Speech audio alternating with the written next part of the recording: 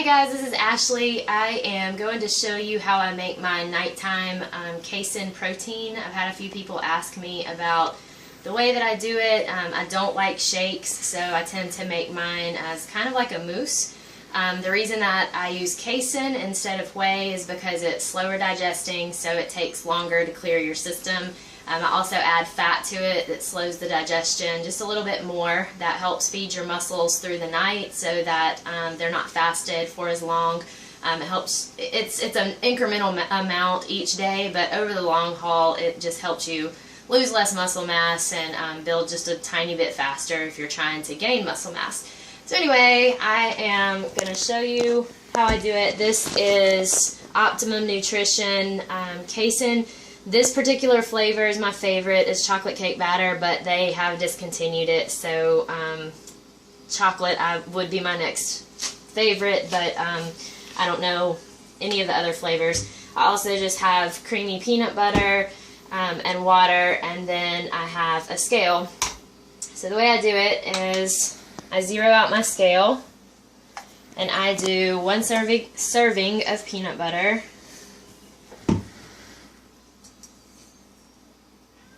which is 32 grams.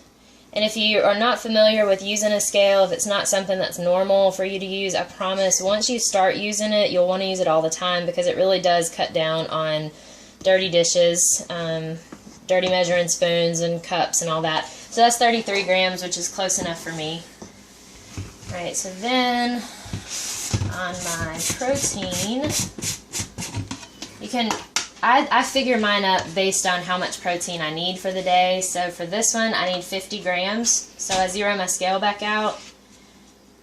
And it's not 50 grams of protein. It's 50 grams of powder gives me the amount of protein that I need. And I just slowly add it until I hit 50. And if I go a little over, I don't stress. So that's got that. I do add just a little bit of chocolate milk to make it a little thicker. Let me grab that.